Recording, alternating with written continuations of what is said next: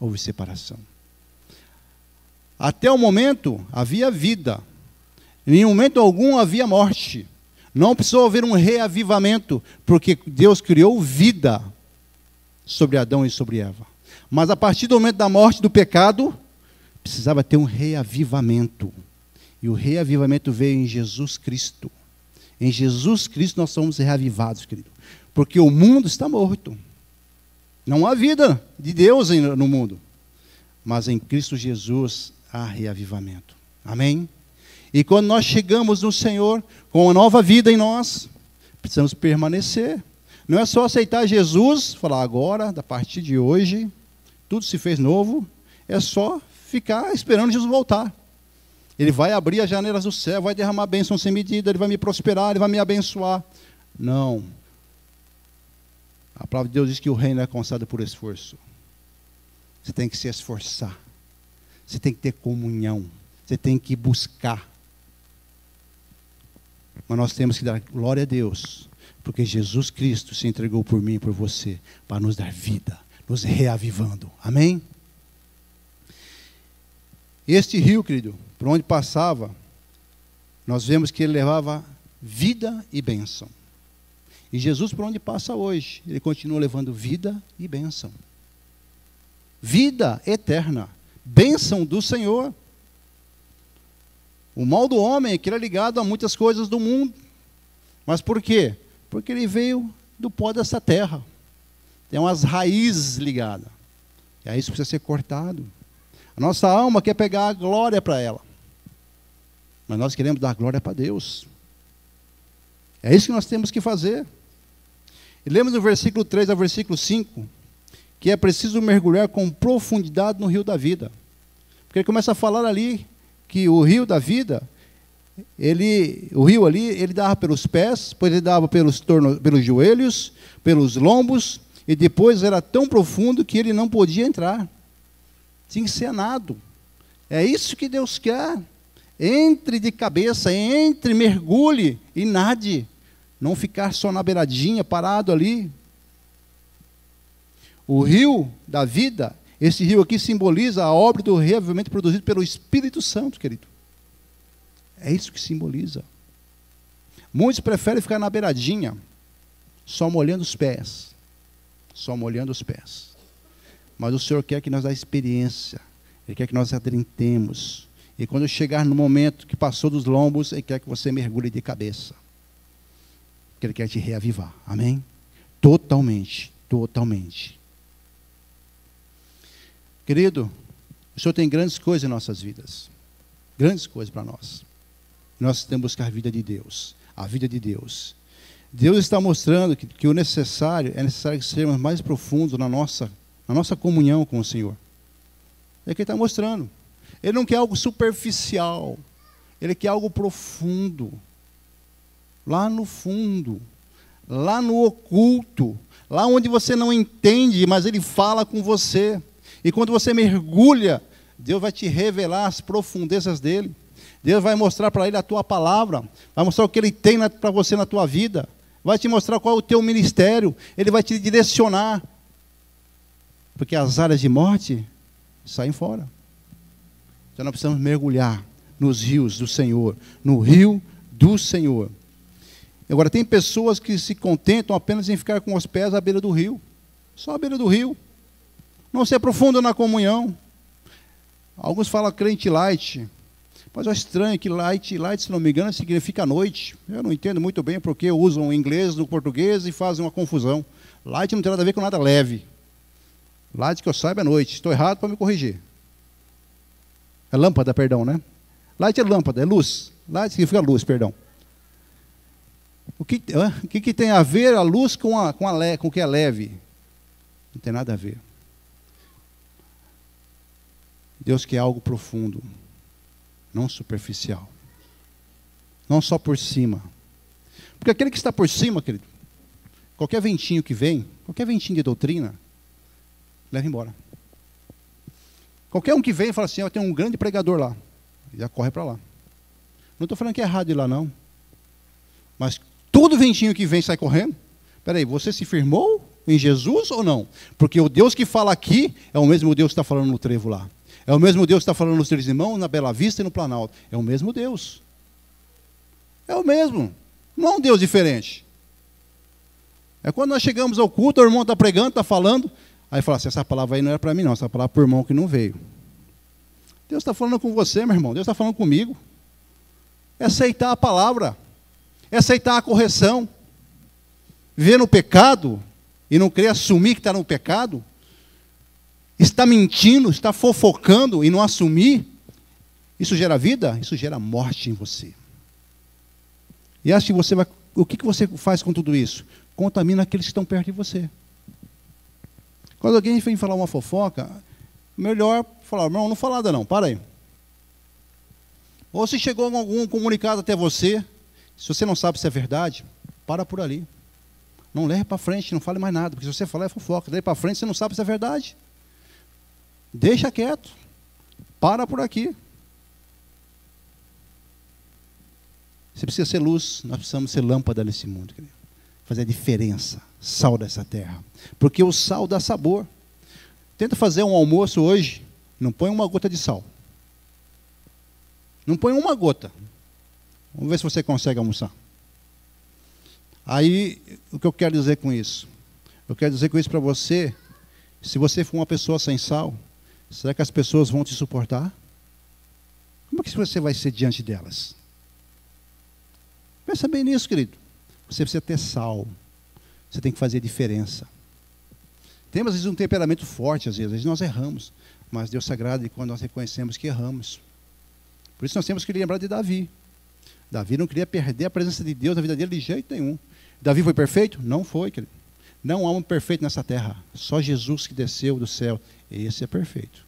E continua sendo perfeito. Mas nós não estamos perfeitos, querido. Mas nós temos que ser sal. Porque se você não consegue comer uma comida sem sal, como é que as pessoas que estão ao teu lado vão te suportar? Vai ter que me engolir? Isso é coisa do mundo. Isso é coisa do mundo.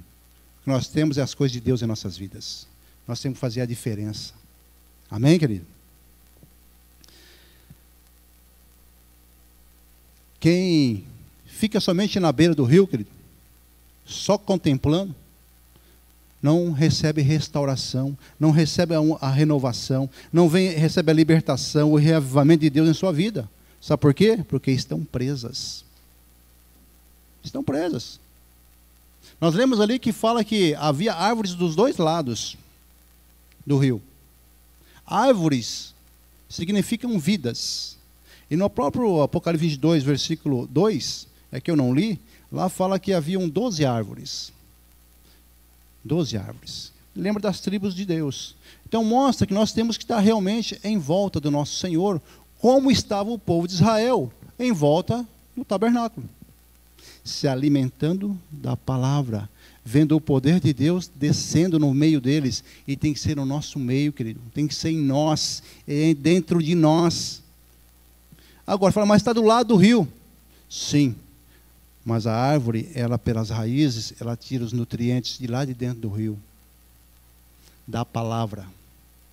Você tem que estar firmado, arraizado na palavra, se alimentando desta palavra, se fortalecendo desta palavra, se enchendo do Espírito Santo. É assim que você tem que estar. Isaías 61, versículo 3, se não me falha a memória, diz que nós somos carvalho de justiça. Então você é uma árvore que tem que se alimentar do melhor de Deus. Amém? Deus é soberano, querido, sobre todas as coisas. E quem está à beira, só na beirada, que não entra, não se aprofunda com a comunhão com Deus, são pessoas que têm uma vida cristã superficial e sem experiências com Deus. Não tem experiência. Vê o irmão tendo experiência lá, mas não consegue ter uma experiência. Porque você tem que se desligar das coisas que te prendem. Você tem que se abrir diante de Deus e falar, Senhor, faça a tua obra na minha vida. Eu quero mais de ti. Eu quero ser teu. Me enche de vida. Me traz vigor. Me traz um renovo. Eu quero andar em novidade de vida. Não andar na mesma coisa todos os dias. Não. Eu quero novidade de vida. E Deus te renova, querido. Deus traz novidade na tua vida. Por isso que Deus te chama para conhecer as profundezas do rio. Quem está em cima não vê o que tem dentro do rio. Quem olha a palavra, deixa a palavra aberta na estante lá, ele não conhece as profundidades do rio. Essa palavra aqui, querido, aberta, sem usar ela, sem pôr em prática, não vale nada. É igual você comprar um carro zero, pega o manual dele, joga no canto, e fala, ixi, como é que liga o ar-condicionado desse carro? Você não leu o manual. Você tem que ler o manual, para você utilizar. Dá um problema no carro, o fusível que queimou lá é do farol. Onde está? Qual que é? Manual do carro. Eu tenho um problema na minha vida financeira. Aonde está o problema? Onde eu descubro? Vai lá em Malaquias 3:10. Ele te direciona. Esta palavra, se você não colocar ela em prática, se deixar ela somente aberta lá, empoeirando lá, você pode ter 10 Bíblias na tua casa. Não serve para nada. Você não usa, você não põe em prática. Se você compra um carro zero, como eu falei, ou usado, mas abençoado por Deus, bênção de Deus, hein? Não é o carro que só dá problema, não, só dá dor de cabeça. Aí fala, a bênção que eu recebi de Deus. Peraí, como é que Deus vai dar uma bênção dessa? Essa aí você escolheu. A bênção de Deus, querido, ela vem para acrescentar em nossas vidas. Não adianta você comprar um carro novo, um carro, e colocar na tua garagem e não usar ele. Sabe o que acontece com o carro? Enferruja. Os pneus murcham, ressecam, dá problema no motor, porque não pratica, não anda, não roda. Fica você parado na cama, deitado, 6 meses. Você não consegue levantar e andar, querido. Tem que pôr a palavra em prática. Tem que pôr nossas vidas para funcionar. E é na palavra de Deus, querido. É na palavra de Deus. Amém? Deus quer que você tenha comunhão profunda, querido. Portanto, busque e encontrará o Senhor. Você tem que buscar. Amém? No versículo 8, diz para nós que, então me disse, estas águas saem para a região oriental e descem a campina, e entram no mar morto, cujas águas ficarão saudáveis. Estas águas, quando entram no mar morto, traz vida. Jesus, quando entra em nossas vidas e derrama no teu espírito em nós, ele traz vida em nós. E aquelas águas, quando entraram no mar, as águas se tornaram o quê? Saudáveis. Saudáveis. O rio de Deus é a própria presença dele dentro de nós, querido. O rio é Jesus, o rio que gera vida. Esse é o rio. Esse é o próprio rio. E por onde o rio passa, ele gera vida. E quando Jesus habita em nossos corações, querido, um coração sincero, ele gera vida. E vai gerar vida em você. Agora, por que muitos filhos de Deus estão vivendo com a visão no vale de ossos secos? Muitos filhos estão vivendo assim. Lá na visão do vale de ossos secos, está em Ezequiel 37. Eu ia ler lá, mas não vou ter tempo para ler todo o texto lá, de 1 a 14, que fala que Deus deu uma visão para o servo dele, e ele viu um vale cheio de ossos secos. Aí ele disse, pode gerar vida sobre isto? Tu sabes, Senhor. Então profetiza. Ele profetiza. E começa a ver aquele barulho de ossos lá, um batendo no outro. Profetiza que haja carne. Profetizou que havia carne, houve carne. Mas faltava algo importante ainda. Deus fala para ele assim, profetiza, para que sopre os 4 ventos. Do oriente, do norte, os 4 ventos em volta. Para que o meu espírito entre e que haja vida. E quando isso fez, houve vida, onde havia morte.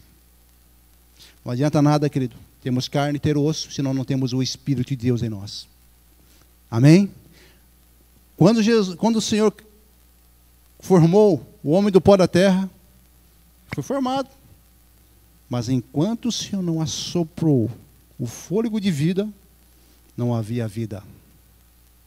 Por isso que eu falo para você, querido, nós precisamos ter o Espírito do Senhor em nossas vidas. O mundo está aí, está morto, vivo morto. Porque não tem vida com Deus.